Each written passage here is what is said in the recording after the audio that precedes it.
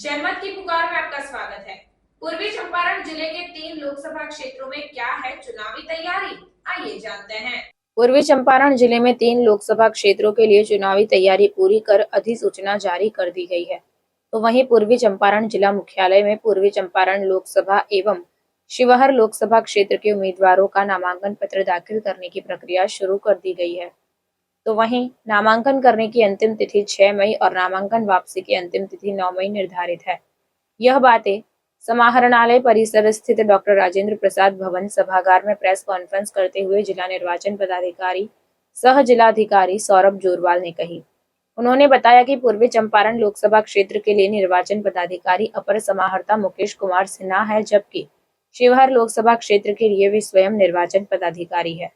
पूर्वी चंपारण लोकसभा क्षेत्र में कुल मतदाताओं की संख्या 17,89,619 है, जबकि शिवहर लोकसभा क्षेत्र में मतदाताओं की संख्या 18,25,237 है।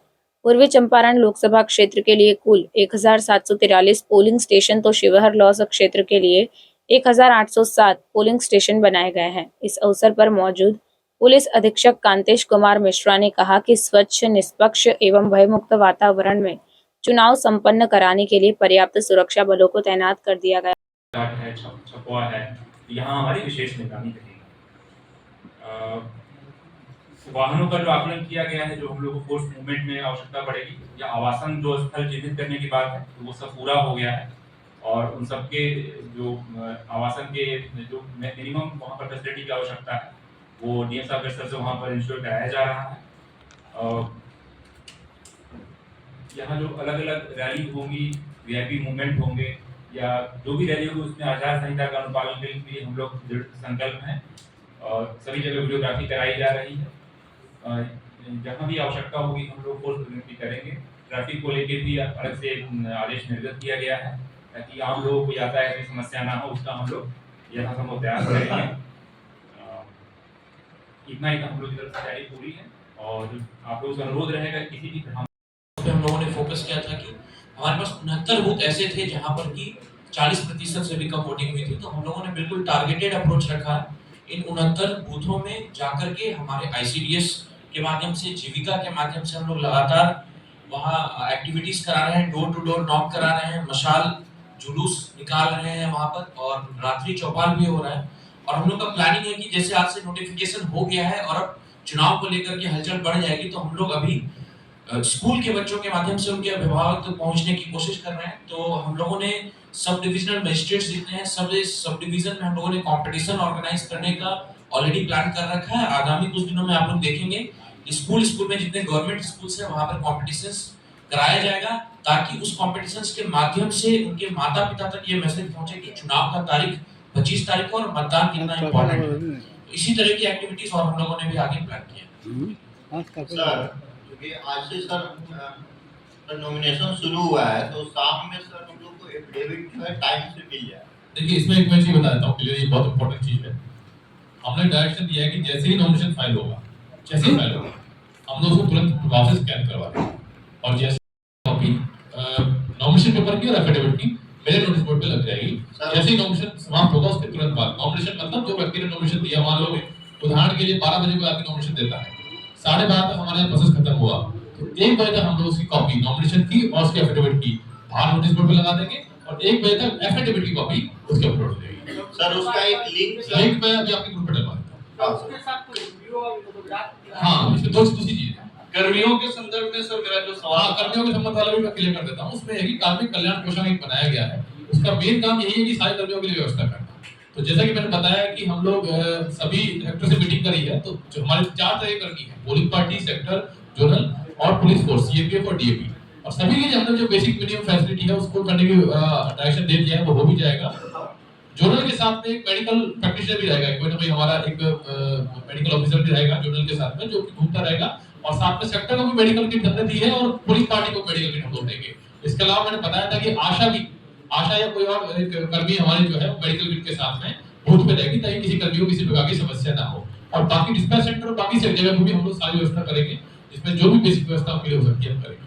सेकंड चीज है कि आपने जो पूछा था मुझसे क्वेश्चन कि फोटो कैसे मिलेगी, देखिए 2 तरीके हैं। हम लोग को ये डिसीजन हमको ही लेना है और आप लोग जिले में आप सभी को पता है कि 27 ब्लॉक है और 6 सब डिवीजन है, लेकिन पुलिस सब डिवीजन अब 7 हो चुके हैं।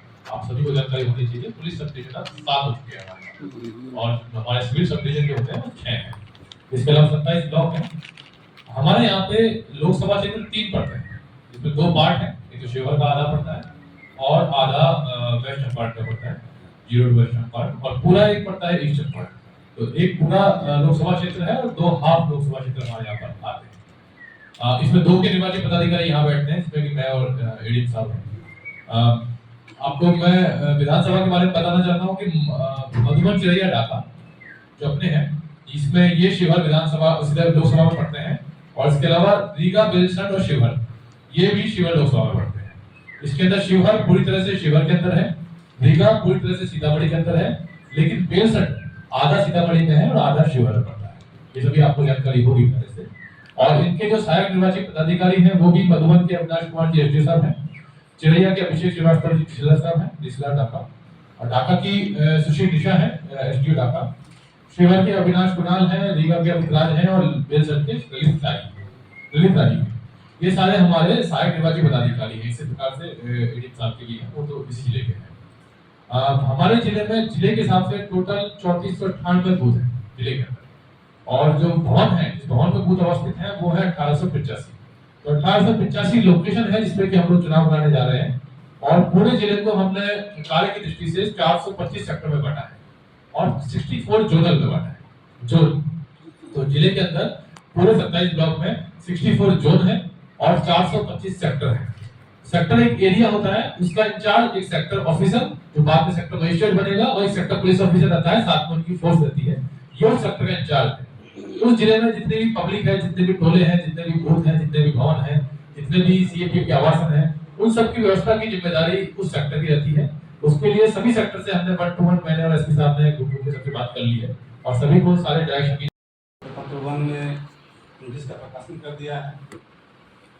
आज से नॉमिनेशन प्रारंभ रहेगा और 6 तारीख सोमवार को 3 बजे तक नॉमिनेशन की तिथि थी। उसकी समीक्षा की तिथि 7 तारीख है, 7 मई 3 बजे तक। नामों वापसी की तिथि है 9 तारीख को 3 बजे तक, 9 मई 3 बजे तक। और जो यदि कंटेस्टेड होता है तो मतदान की तिथि है 4 जून सुबह 7 बजे से लेकर के शाम 5-6 बजे।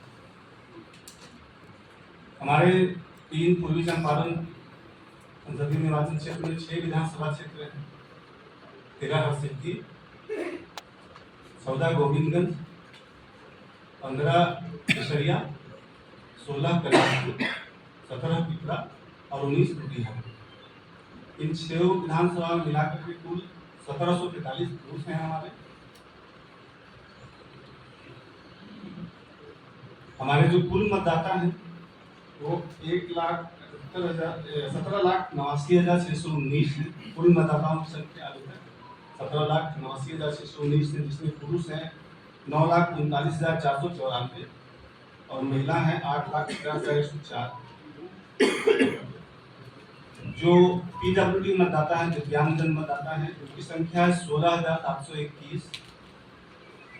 और जो हमारे युवा मतदाता हैं 18+, उनकी संख्या है 4,28,459। जो 85+ के वृद्ध जन हैं, मतदाताओं की संख्या है 28,237।